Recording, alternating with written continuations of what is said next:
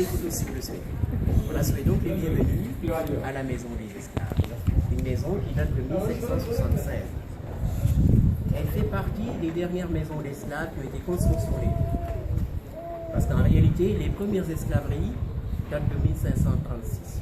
Celle-là avait été construite par les Portugais. Parce que vous savez que les Portugais ont été les premiers Européens à débarquer sur les côtes ouest africaines, notamment sur l'île de Gorée en 1444.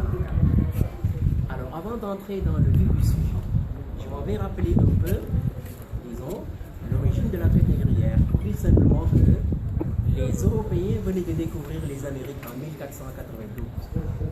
Alors en découvrant les Amériques, ils s'étaient aperçus qu'il y avait d'immenses potentiels agricoles et minières qu'il fallait exploiter.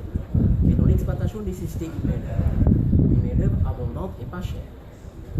C'est donc le besoin d'exploitation de ces richesses-là qui a poussé les Européens à venir en Afrique à la recherche de main-d'œuvre.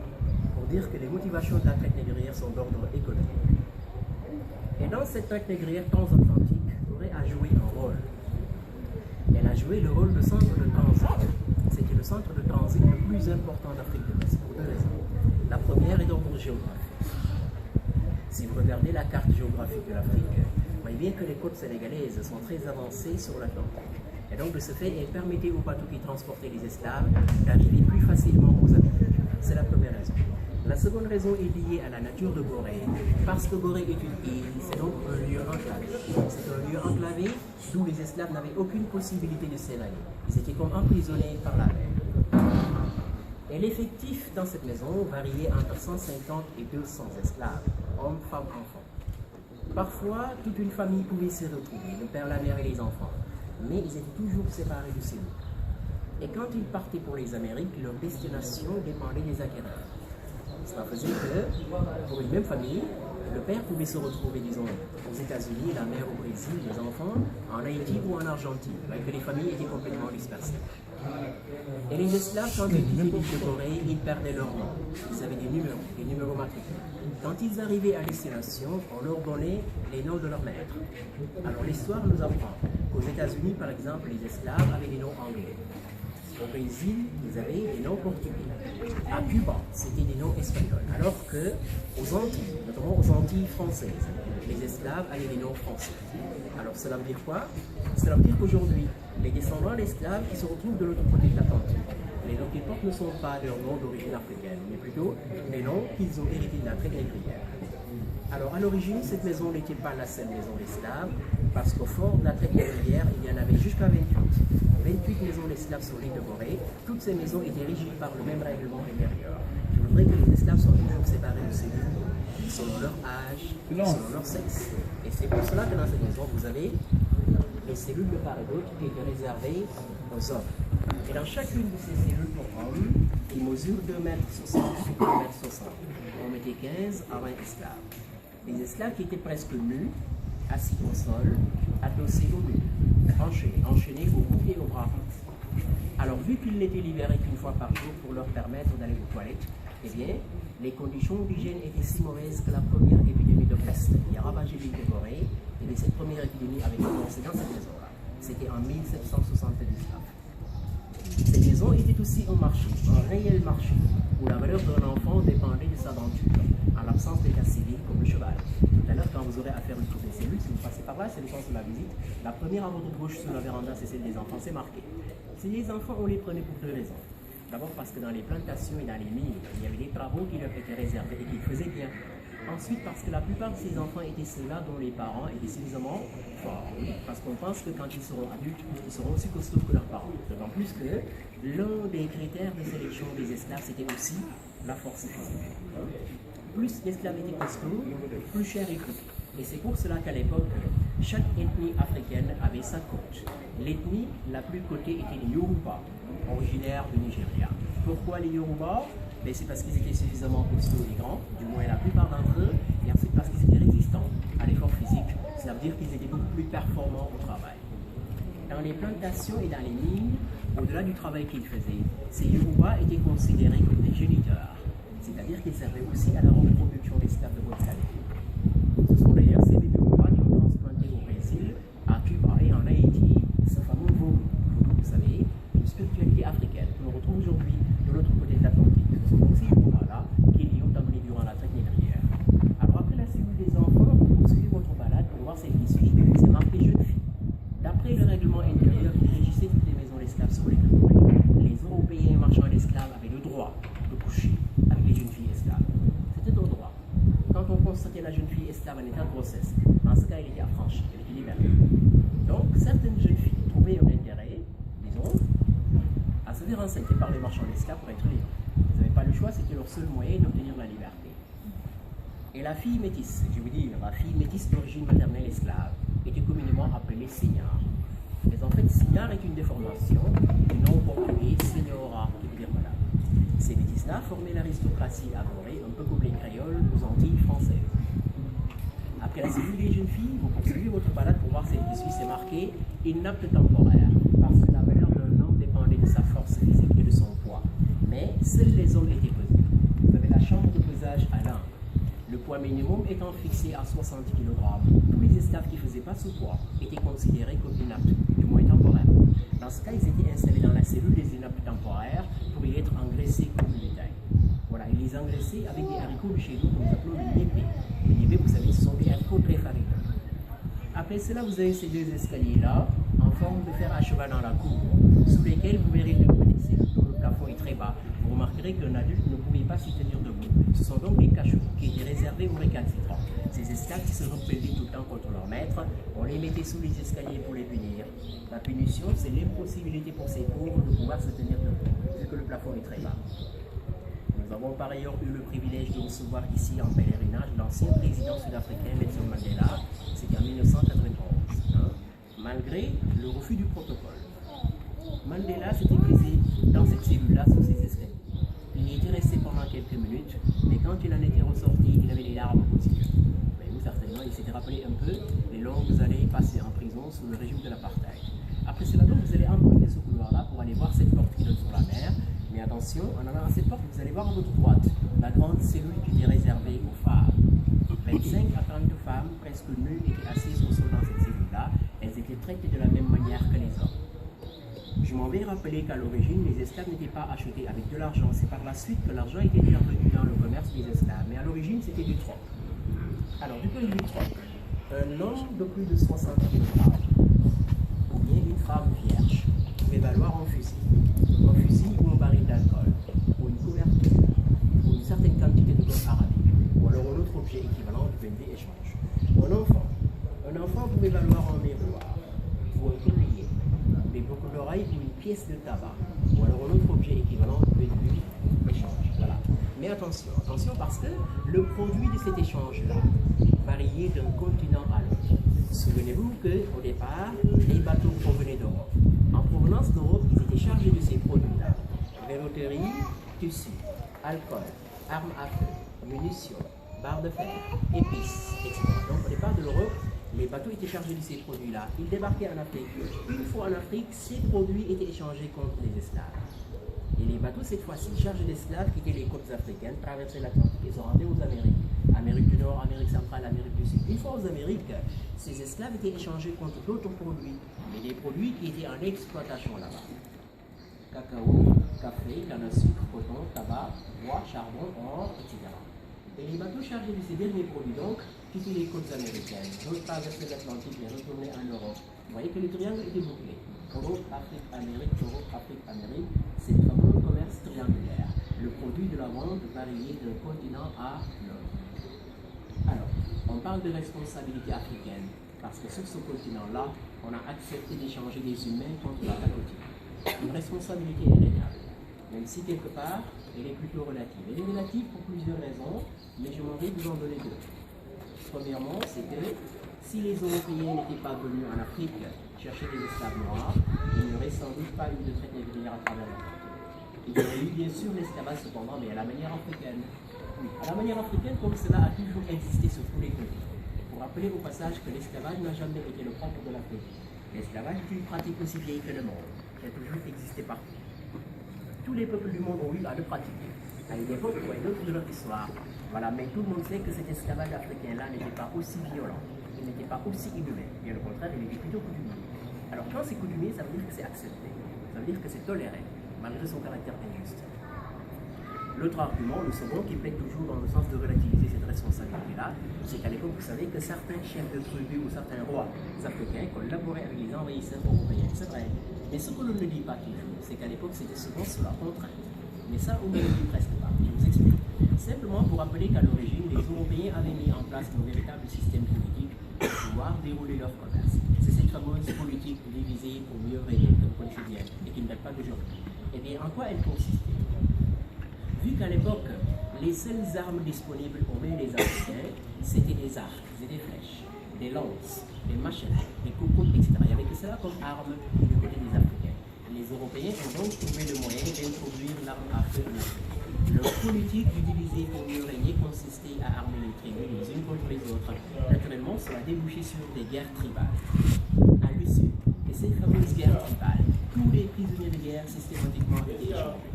Au-delà de l'alcool, notamment contre de nouvelles armes, parce que la préoccupation de ces tribus était de renforcer leur capacité militaire pour pouvoir exister en tant que tribu, de vivre, pour pouvoir se défendre contre d'éventuelles agressions. Et donc, à la longue, ce système avait abouti à cette contrainte politique que subissaient certains chefs de tribu ou certains rois africains d'adhérer au système, de s'allier aux Européens pour se maintenir au trône ou alors pour se sauver la vie tout court. Cela veut dire en clair que si vous refusez de collaborer, eh bien, soit ils étaient physiquement éliminés, soit ils étaient remplacés. Voilà, mais dans tous les cas, c'était toujours pour mettre quelqu'un à leur place, mais quelqu'un de plus coopératif. Est-ce que vous comprenez un peu? Voilà, un peu comme ce qui se passe encore aujourd'hui en Afrique. Je crois que ça n'a pas tellement changé. Vous croyez que ça a changé?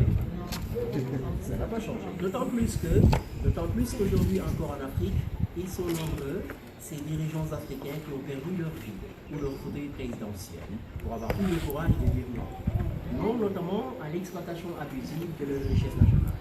C'est vrai qu'ils sont nombreux. Alors, c'est d'ailleurs ce qui explique aujourd'hui certains pays africains qui font pourtant partie de ces pays les plus riches du monde. Ils ont de l'or, ils ont du diamant, ils ont du pétrole, ils ont du gaz, ils ont de l'uranium, ils ont autre chose. Mais que ces pays-là, malgré leur richesse, ne parviennent toujours pas à accéder au développement. Il y a de quoi s'interroger le soir. Et oui, c'est parce que quelque part, eh bien, les immenses richesses d'Afrique continuent d'être pillées. Et ce n'est pas un secret. C'est surtout cela le caractère aberrant de cette histoire. C'est-à-dire que ce n'est pas un secret. Le monde entier sait que les richesses d'Afrique continuent d'être pillées.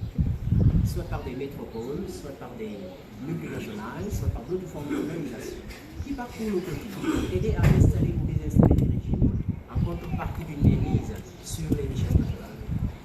Mais bon, je crois qu'il faut aussi avoir le courage et l'honnêteté de reconnaître que ce pillage des richesses africaines n'aurait jamais prospéré sans la complicité d'une certaine élite africaine. Quelqu'un disait quelque part que les pires ennemis de l'Afrique, ce sont les... Il n'avait pas tout à fait tort de le dire, mais moi je vous le rappelle. Et je vous le rappelle tout simplement pour dire qu'en définitive, à y voir de plus près, tout cela relève d'une certaine forme d'esclavage. À y voir de plus près, pour vous convaincre, eh bien, je vous invite tout simplement à bien observer cette image apocalyptique de l'Afrique. Qu'est-ce que vous voyez? Mesdames, Mesdemoiselles et Messieurs, vous voyez un continent, l'Afrique, un continent immensément riche, c'est le grenier du monde, mais dont l'écrasante majorité des populations groupées dans la misère totale, souvent victimes des guerres civiles et autres épidémies, c'est ça en fait l'esclavage. Oui, parce que si vous faites le parallèle, eh bien si vous faites le parallèle, vous vous apercevez très clairement que, à l'époque de la traite négrière, les richesses à piller, c'était les ressources humaines, c'est-à-dire les esclaves. Aujourd'hui, à la place de ces esclaves-là, on prend l'or, le diamant, le pétrole, le gaz, l'uranium, tout ce qui suit, toujours au bon détriment des populations que l'on maintient dans la dépendance totale. Voilà en fait la traite négrière des 20e et 21e siècles, l'esclavage moderne. Malheureusement, nous sommes très nombreux aujourd'hui à penser que la traite négrière est terminée, alors qu'en réalité, non. Alors s'il vous plaît, mesdames, mesdemoiselles et messieurs, nous voudrions vous sortir de cette maison-là. Chacun retient bien que la traite négrière se poursuit encore jusqu'aujourd'hui. Simplement, c'est une autre forme. Après cela, donc, vous irez voir cette fameuse porte de la mer, et vous appelez ici la porte du voyage sans retour. Parce que les esclaves, quand ils partaient aux Amériques, c'est bien par cette porte-là qu'ils avaient été acheminés vers les bateaux. Une fois qu'ils avaient franchi le pas de cette porte, pour ces pauvres, c'était adieu l'Afrique, c'était à jamais l'Afrique. À cause des rochers au mont à mer, les bateaux ne pouvaient pas s'approcher. Par conséquent, à partir de cette porte-là, on avait construit un quai en bois de palmier qui servait d'embarcadère. Mais naturellement, en chaque embarquement, certains esclaves tentaient de s'évader, notamment en plongeant.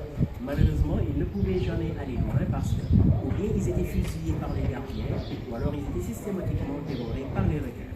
Pourquoi c'est le cas? Et c'est parce qu'à l'époque, dans toutes les maisons d'esclaves sur l'île de Gorée, le règlement intérieur interdit aux esclaves de tomber malades.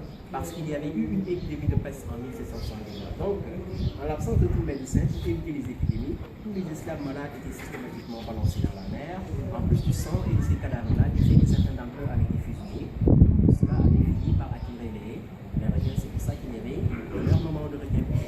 Voilà. Nous avons par ailleurs eu le privilège de recevoir ici en pèlerinage le pape Jean-Paul II. C'était le 22 février 1992. C'est exactement à partir de cette porte-là que le pape Jean-Paul II a officiellement demandé pardon à toute l'Afrique. Il a demandé pardon à l'Afrique parce qu'à l'époque, vous savez que beaucoup de missionnaires étaient impliqués dans le commerce des esclaves. Voilà. Là également, pour dire en définitive, même si on n'est pas tous au même niveau de responsabilité, mais que tout le monde est responsable. Les Européens, l'Église, les Africains, je l'ai dit, les Arabes, on a tendance à les oublier. Les Arabes aussi ont joué leur partition dans cette histoire. Les Arabes ont d'ailleurs commencé la traite fort longtemps avant les Européens. Donc les Européens ont commencé la traite au lendemain de la découverte des Américains au XVe siècle. Alors que les Arabes ont commencé la traite au VIe siècle. Ils l'ont poursuivi jusqu'au XIXe. Alors il est cependant important de préciser que les zones de prédilection de ces Arabes-là, principalement, c'était d'abord le désert du Sahara, ce qu'on appelle communément la traite transsaharienne, c'est avec les Arabes, et aussi l'Afrique de l'Est. Justement, en Afrique de l'Est, l'un des plus grands marchés d'esclaves à l'époque avec les Arabes, c'était Zanzibar. L'île de Zanzibar, au large des côtes tanzaniennes. C'est vrai qu'au-delà de Zanzibar, il y avait l'île Maurice, il y avait l'île de la Réunion, il y avait Madagascar, et les esclaves transitaient par ces îles-là pour aller jusqu'en Asie. Voilà. Alors, l'une des caractéristiques de la traite des Noirs par les Arabes, c'était la castration. L'esclave étant castré, il n'avait donc aucune possibilité de se reproduire. C'est d'ailleurs ce qui explique qu'aujourd'hui, notre descendance soit de l'autre côté, en infime minorité. Contrairement à ce que l'on retrouve de l'autre côté de l'Atlantique, notamment aux États-Unis, dans les Caraïbes, dans notre Afrique, nous avons trouvé de très fortes communautés de population descendant l'esclave en provenance d'Afrique. Voilà. Et la question revient souvent d'ailleurs, justement, c'est de savoir pourquoi ces Arabes castraient leurs esclaves. Et les castraient d'abord parce que l'homme castré, naturellement, devient plus costaud. Et donc on esclave. Ensuite, parce que ces Arabes-là, étant jaloux de leurs épouses, de leurs concubines, ne vont pas avoir à les partager avec ces esclaves-là, ils les castraient pour rejoindre ça. Voilà. Alors l'étage était réservé aux Européens marchands d'esclaves, mais aujourd'hui, tout le monde se pose la même question. C'est de savoir comment pouvaient vivre ces Européens à l'étage, avec toute la misère qu'il y avait d'en bas, avec tout le cauchemar qu'il y avait d'en bas. C'est la même question. Voilà, ça se passe de commentaire. Je m'en vais à présent conclure, avec votre permission, par une petite note statistique pour dire que, d'après les archives françaises de Nantes, la première aura duré sous les deux Gorée, de 1536 à 1848, une manifestation qui dure 3 siècles. 3 siècles pendant lesquels 15 à 20 millions d'esclaves en provenance d'Afrique de l'Ouest ont transité par Gorée à destination des Africains, dont 6 millions sont morts de privation et de mauvais traitements difficiles. Ces statistiques-là ne concernent en réalité que les esclaves qui ont eu à transiter effectivement par Gorée. Parce que n'oubliez pas qu'il y a eu d'autres esclaves tout au long des côtes ouest africaines qui étaient partis des centaines de bateaux à destination des Amériques sans pour autant avoir transité par Gorée. Voilà, je vais vous citer quelques exemples. Au Nigeria, à l'époque, il y avait Lagos, Badagry et Calabar, c'était des grands marchés d'esclaves.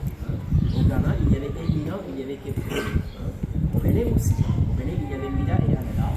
Voilà, même en Gambie, non loin d'ici, il y avait James Island, etc. Pour dire que les côtes ouest africaines, tout en Afrique du Sud, étaient jalonnées de ces grands marchés d'esclaves. Voilà. Et puis, on aura surtout remarqué que c'était les meilleurs qui partaient du continent. Les meilleurs parce qu'ils étaient sélectionnés. C'était une véritable sélection. Une sélection qui avait écarté d'office les malades et les personnes âgées. Cela a été systématiquement exclu. On prenait toujours les plus beaux, les plus intelligents, les plus costauds, les plus grands et aussi les plus rapides.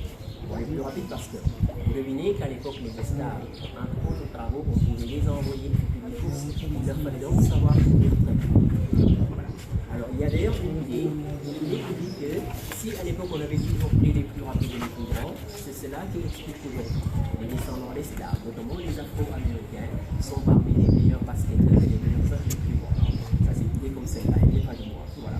Alors, quant à moi, je crois vous avoir dit vraiment l'essentiel sur cette page de l'histoire africaine. Il ne vous reste plus qu'à vous promener librement dans la maison et à faire des photos partout où vous le souhaitez. N'oubliez pas de monter voir l'exposition à l'étage. Elle est consacrée à cette histoire-là que je viens de vous relater. N'oubliez pas non plus de visiter le bureau du conservateur. C'est comme un petit musée dans le musée. Il y a des choses intéressantes à voir. Après après cela, si vous avez des questions ou des suggestions ou des critiques, n'hésitez pas. Je suis très ouvert. Nous sommes là dans le couloir à votre entière disposition. Voilà, merci à vous. Merci.